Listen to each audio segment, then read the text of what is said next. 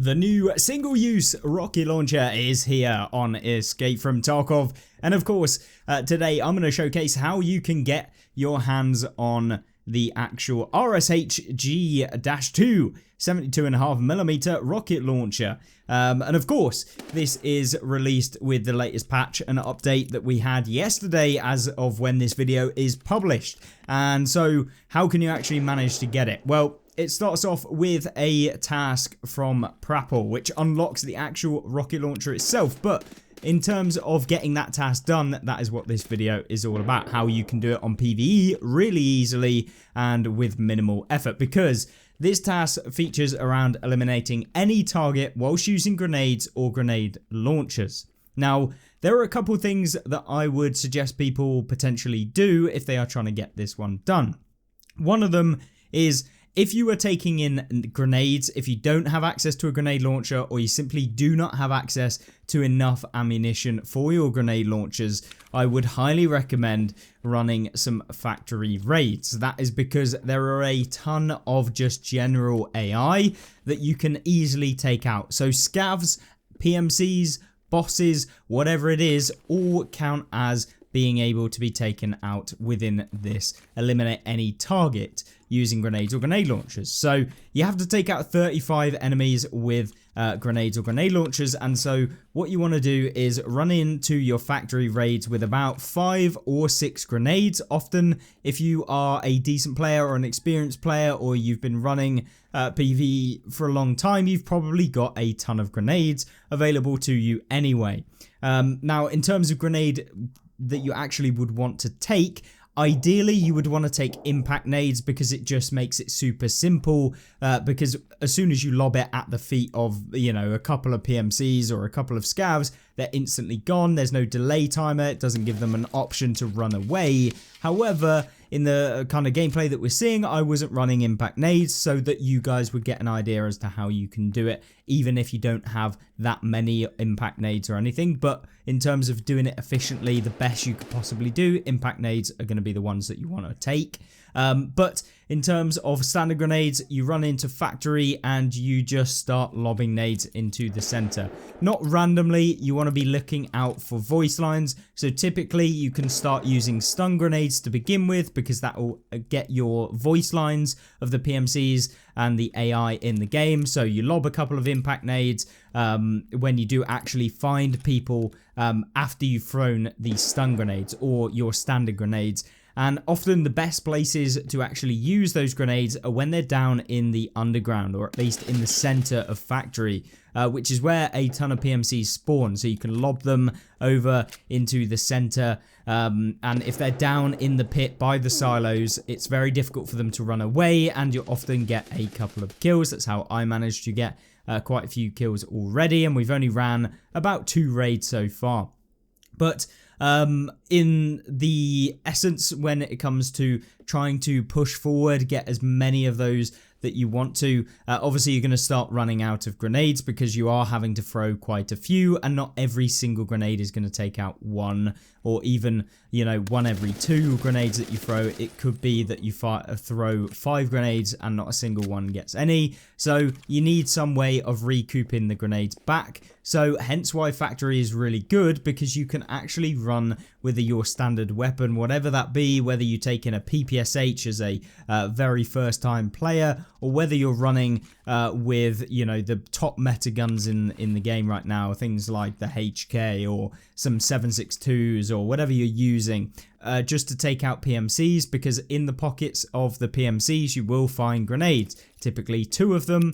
And what's also great about factory is that Tagilla does spawn on factory, and if you're taking in decent ammunition, you can just mag dump his chest, or if you're going for leg meta with something like a PPSH, you can just annihilate them. There's literally nothing they can really do. Just shoot at the legs with rip ammo or something like that, and you can remove them very, very easily. And Tagilla himself actually spawns with a lot more nades than something like a AI PMC, so you can farm nades off of all of the AI in the raid, and often you'll actually get enough to sustain the grenades that you're needing, so you don't have to spend the exorbitant prices that are on the flea right now. Another thing is also picking up the grenades from traders. You can do that there's quite a few grenade barters, or simply just buying grenades off of some of the actual traders themselves. So sustaining grenades without having to spend a fortune is also a benefit of running factory.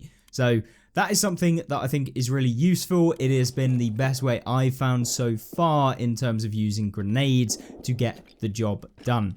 But there is also the option of using grenade launchers, which can also be done on factory and works really well because you don't have to take out any of the bosses or anything. It can be any target. So simply running around with a grenade launcher, taking out scavs is also a very, very, very good option to do if you simply want to do it as quickly as possible. However, there is also the case that maybe you want to run it from further away. Maps like Reserve can also be very good with the raiders down in like the D2 area, not actually in D2, but in the actual underground bunker, where you can open up RBPKPM and RBBK, often in the barracks areas. You'll be able to actually find a lot of AI in there, so you can use that, and it's quite close quarters, so they don't have much room to run away, and it's not a big open area where it's harder to hit with a grenade launcher. So it's really, really useful to run Reserve as well as kind of an additional benefit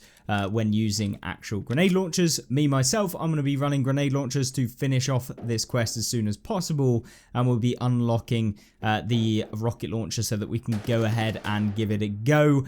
They are single use, so once you've used it, it's gone. There is no more, which is both good and bad. But overall, I think it's going to be really, really fun to actually get our hands on the rocket launcher. I don't think it's going to be game breaking or anything like that, but it could be an absolute ton of fun to try and take out some of the bosses in the game. Things like Caban, for example. Maybe it will be interesting to make a video soon where we try and take out Caban with the actual rocket launcher himself. But I thought I'd kind of showcase off some of the best areas on PvE, just simply from experience of using grenades just generally, and where they're the most effective. On open maps, things like woods, it's going to be almost impossible for you to realistically do this quickly, just simply because it's much more spread out, and of course AI can run away. You need those smaller corridor maps that kind of force the AI to kind of go into rooms and stuff like that, where you can basically just chuck a nade. Maybe they run into a room with no exit, and you just lob a nade in that room, and then there you go. There's one of the actual